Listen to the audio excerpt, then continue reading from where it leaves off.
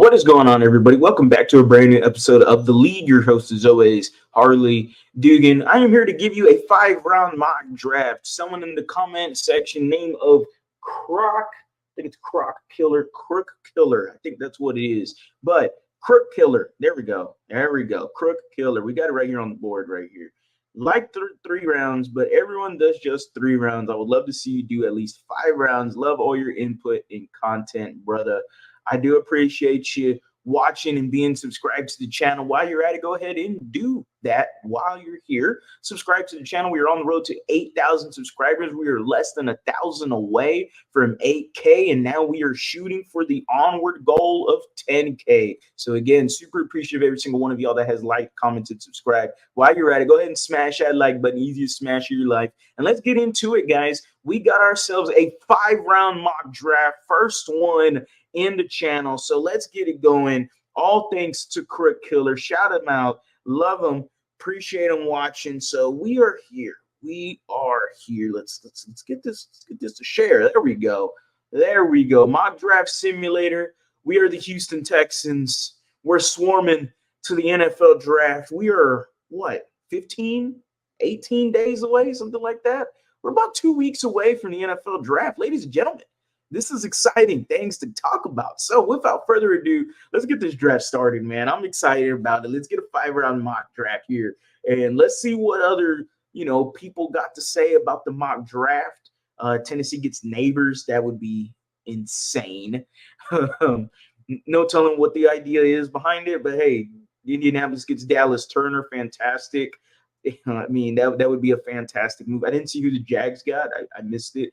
But regardless, this is a Houston Texans state of mind. As always, we are Texans fans, and we're swarming to the NFL draft. Make sure y'all let me know how y'all feel about my mock draft. If you have any sort of different opinions, let me know in the comment section. Who should I have drafted, and how do you like my picks? So without further ado, 42 is here. For sake of keeping the mock draft and drafting guys, we ain't going to take no trades, even though we could take all of Green Bay's future. But that would be so much fun. But we're not going to do that right now. We are going to continuing on, and we are at 42 here. And Xavier Worthy is there, and he is available.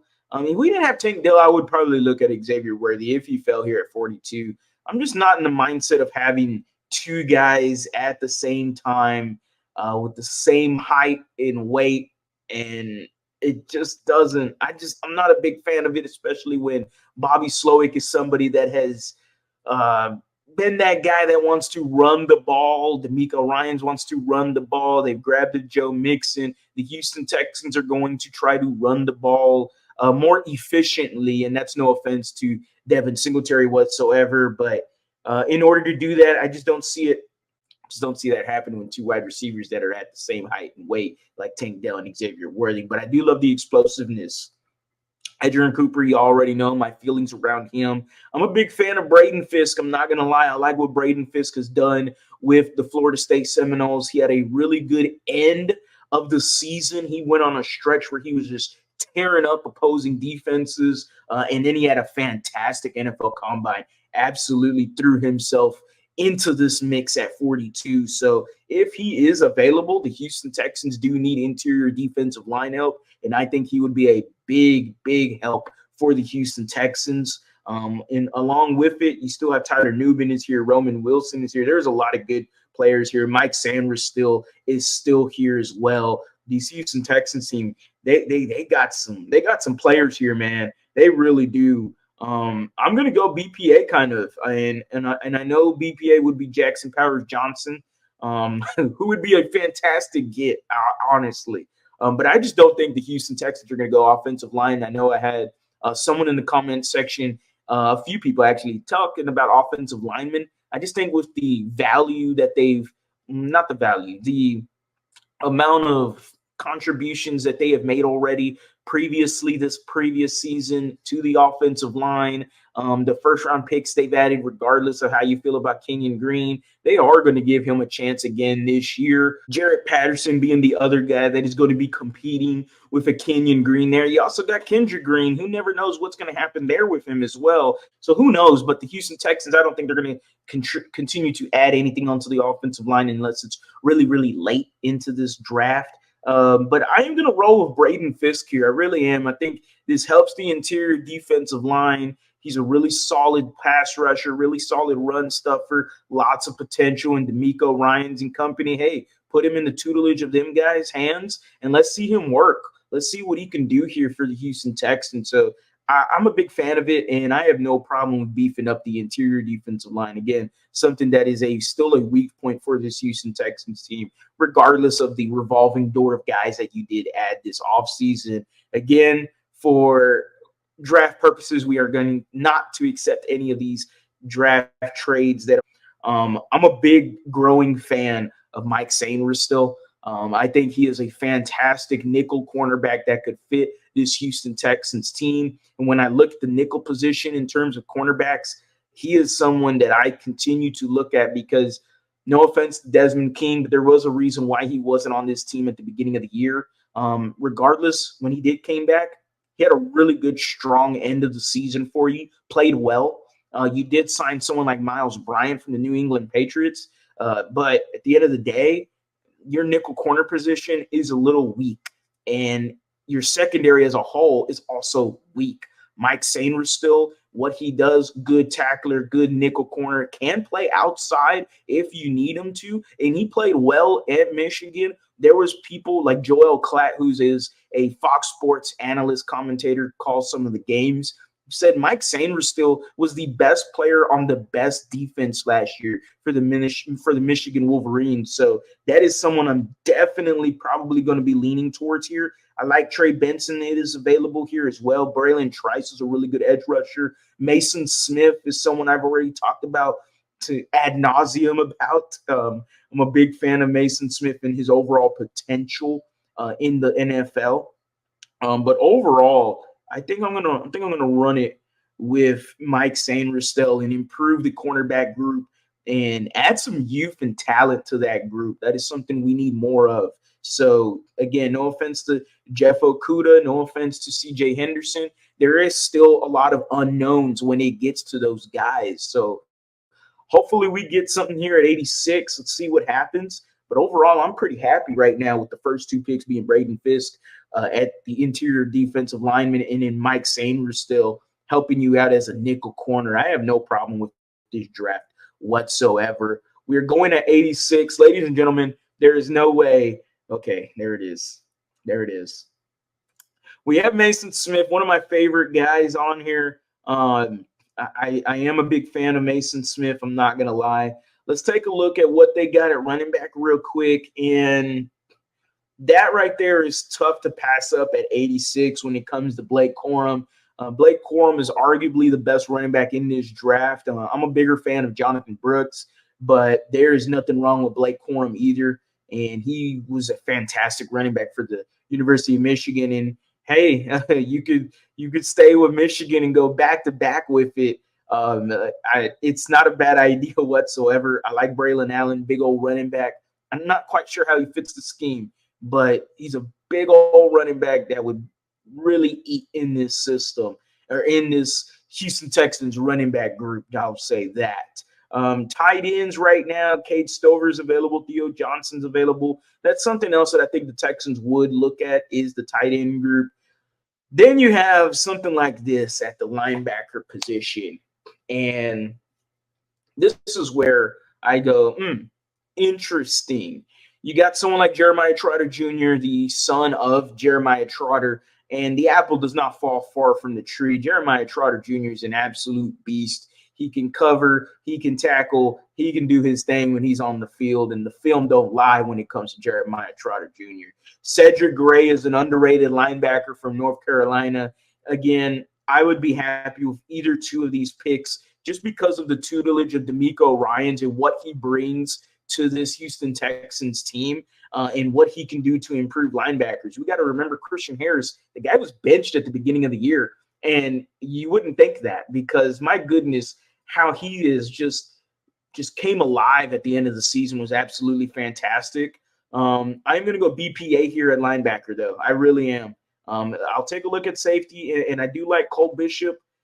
I'm a bigger fan of someone else there at safety that maybe could be there at 123. Who knows? But I am going to go run it with Jeremiah Trotter Jr. here at 86. I think that's a solid pick. You add some youth and depth at the linebacker position, and I'm happy right now. I mean, these are my picks. I'm happy. I am super happy as a Texans fan. So with that being said, remember, we are going all the way to 123, and then we have another one at 127. So 5-round mock draft. If you're still here, make sure you are liking this video. Make sure you are subscribed. I appreciate you if you're still watching. I know this can get a little boring at times, and I try to make it as entertaining as possible. Ladies and gentlemen, the Houston Texans are on the clock in 5, 4, 3, 2, 1. Have some. The Houston Texans are on the clock, and let's get it going. Cam Hart is someone that is available. If you missed my video with Jordan Reed, yes, Jordan Reed is an ESPN NFL draft analyst. He had mentioned Cam Hart as a guy that is very underrated and could be someone that the Houston Texans target. He likes him. He's an underrated cornerback, and he thinks he's not getting talked about enough. With that being said, this is what I was talking about, and I thought he might fall to 123. I am a big fan of Dadrion Taylor-Demerson. Yes, ladies and gentlemen, Dadrion Taylor-Demerson is a safety out of Texas Tech, and he is a free safety. That is something I think this Texans team really needs, is someone of a ball hawk, someone that can play the deep.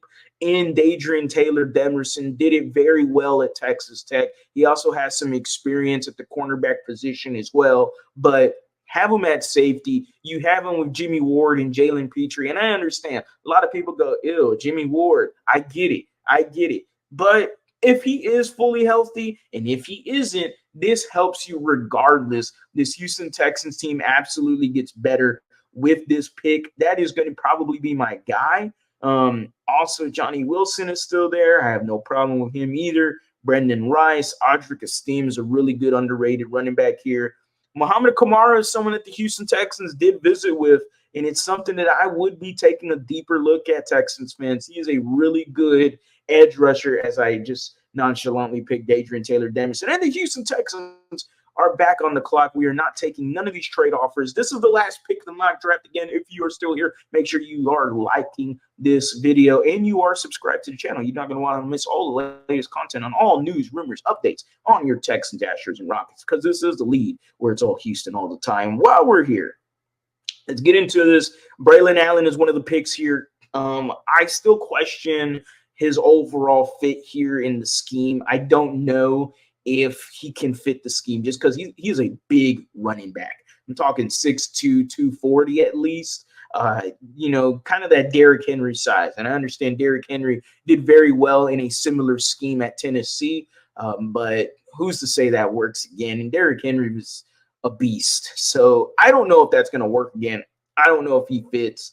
Malik Washington is someone I really adore. Again, this is a really small wide receiver. You're looking at someone that's around 5'10"-ish, and he's a gadget receiver. I like the explosiveness he has. But overall, when I'm grouping the rest of the wide receivers, I'd rather just have Tank Dell and move on with it. B.O. Johnson is someone that I would not mind for the Houston Texans. You get the best of both worlds and not Hannah Montana style, but he does bring great blocking to this team, solid pass catcher, but it just is the emphasis on his blocking. He's a really good blocking tight end, but he don't doubt him in the passing game either. So the Houston Texans, I think, would really like a Theo Johnson here at 127. When I look at everyone else, Johnny Wilson is tough to pass up just because Johnny Wilson is a big wide receiver that you can just throw it up in the red zone. He's just a red zone threat, but he could be much more than that, especially with a quarterback like C.J. Stroud.